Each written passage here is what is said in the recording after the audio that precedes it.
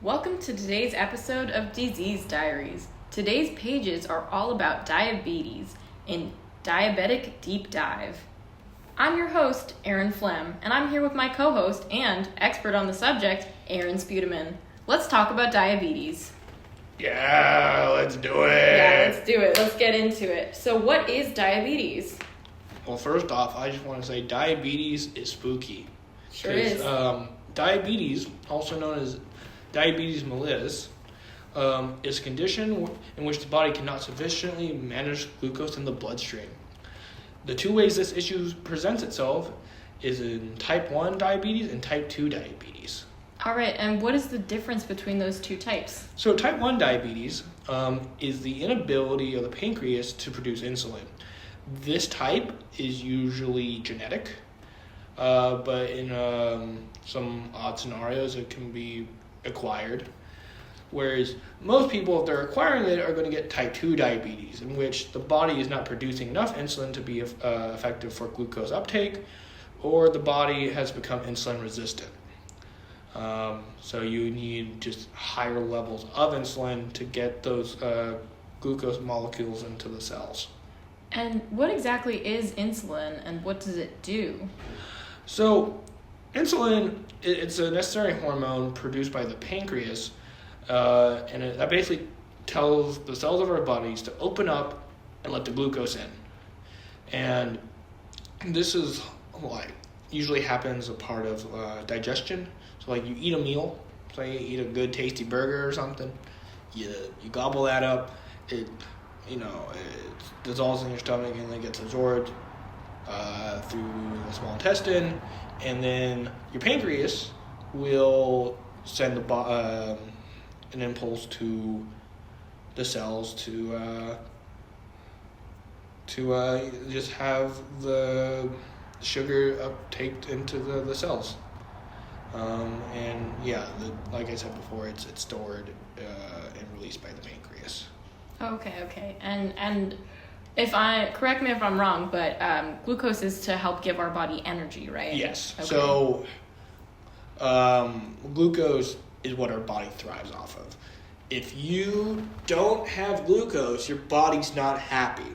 Mm-hmm. Every sort of thing that we eat eventually gets converted into glucose in one way or another. And that gets shot up to our brain, and that's how we function. So if you don't have enough glucose in your body, that is a condition called hypoglycemia. And if this is not dealt with fast enough, it can cause some serious damage. And hypoglycemia is pretty easy to spot, as a person with hypoglycemia will become dazed, confused, cold, and clammy. And they'll just start really faltering. On the opposite side of that, you have hyperglycemia, which basically there's too much blood in too much glucose in the bloodstream, and the way that can present itself, how we know about it, is the skin is warm and dry. You have slow wound healing because there's overall poor tissue perfusion. You might have blurry vision. There'll be glucose in the urine because the body's like, get out of here, glucose, we don't want you. You might also have rashes or yeast infections. And crucially, you have the 3 Ps. And now I hear you asking telepathically, what are the 3 Ps? What are those 3 Ps? I would love to hear you elaborate. So first, polyuria, which is excessive peeing. And that is just, you're just peeing all the time, peeing way too much because the body just wants that glucose that's gone. There's too much. Even though the body needs it, but it doesn't realize it needs the glucose? Or? Yeah, because obviously either due to a lack of insulin or a resistance to insulin or not enough insulin, not enough glucose is being taken into the cell, so it's just kind of floating around. They're just kind of like crowded the streets. Mm-hmm. You can't get anywhere. Mm-hmm. And then there's polydipsia. That's the second P, and that's excessive thirst. And since all the glucose is in your bloodstream, the crowding around, they're not getting into the cells. Your body thinks like, hey, man, look, I'm really thirsty. I really need some fluid right now. And the same goes for the last P, which is polyphagia, which is excessive hunger. And your body is with that is also like, yo, hey, I'm hungry. Give me food. I'm hungry. Even though there's so much sugar around that's not going into the cells, I'm hungry. Give me more sugar. Oh, that makes sense. So your body is telling you it needs sugar, but it's unable to take up the sugar that's already in it. Yeah, exactly. That makes sense. All right. So, what are some ways that you would treat hyperglycemia? Well, you would inject insulin. Oh, okay. And then how do you inject insulin? So you inject it subcutaneously, which means you're injecting it into the fatty tissue. Mm-hmm. And for a lot of places, they have insulin-specific needles that are measured in units. And what you'll usually inject the needle into the abdomen, mm-hmm. or the back of the arm or the top of the thigh. Mm-hmm. And these needles are from 25 gauge to 31 gauge, and basically the smaller the number, the bigger the needle.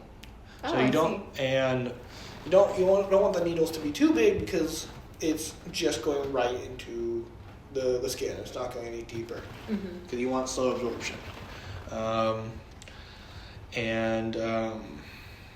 So yeah, if some side effects of insulin is if too much is given or not enough food is eaten with the medication, it can cause hypoglycemia. So you'll be at this high with hyper and just shoot right down with hypo.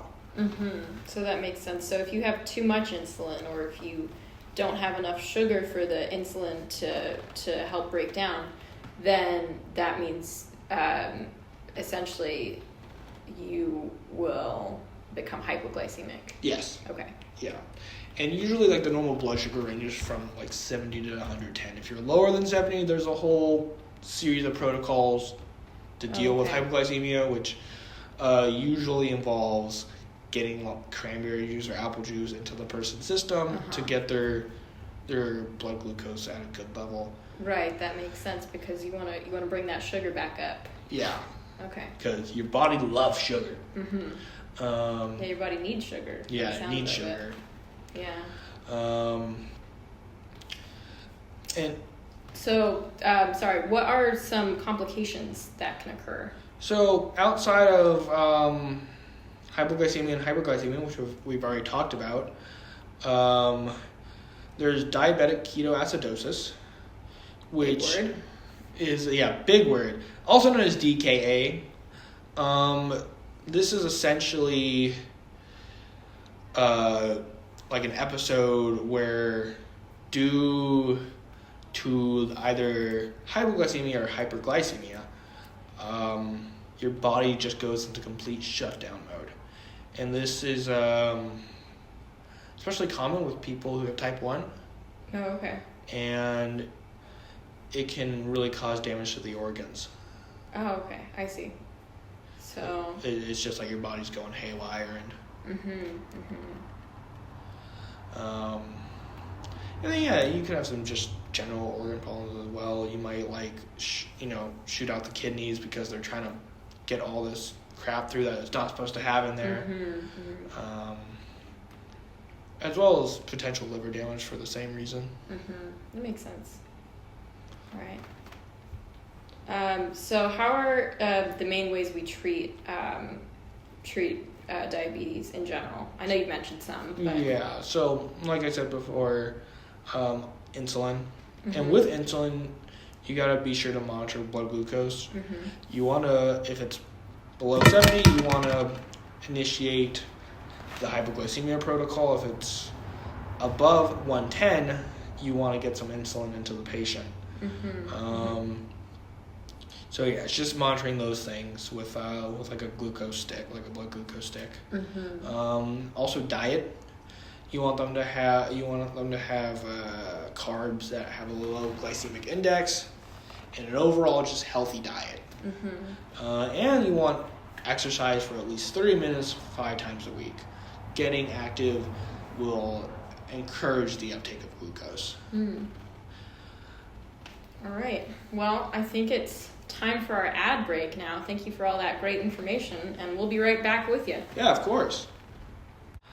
Are you guys looking for some new summer fun? Introducing insulin water guns. Yeah! Yeah, it's pretty cool. You can just line up the gun and shoot some insulin at your friends. It really helps those with diabetes. So cool! Yeah! Oh my god! Wow! You want to take up that glucose? Bang, bang, bang! Insulin water guns! Coming out July 23rd, 2025. Wow! All right, so we're back with our prying patrons.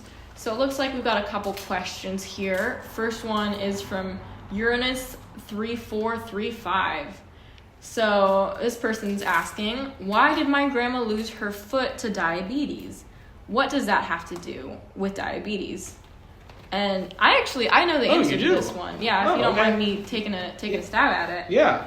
So I happen to know someone who has lost a limb to diabetes, and the way this can happen is with diabetes, it can cause some nerve damage, and it can also lead to poor circulation into those extremities, especially. And what can happen with that is someone can, for example, step on a nail or step on something or get a cut, and they don't even notice because they don't feel it because of the numbness due to the nerves damage. And then when that happens, it can just be like that for hours without anyone noticing, and then it gets really infected. And then that, plus the slowed wound healing that you mentioned earlier, basically means just the infection is getting worse, and it can eventually get so bad and that they need to cut off the whole limb, which is really awful. But yeah, diabetes is a very intense disease. Yeah, especially uncontrolled diabetes. All right, so next question here is from DonDon56, and it says, do people have to be in the hospital to inject insulin? They don't have to be. When they're out and about, not needing hospital services, they still need to give themselves insulin.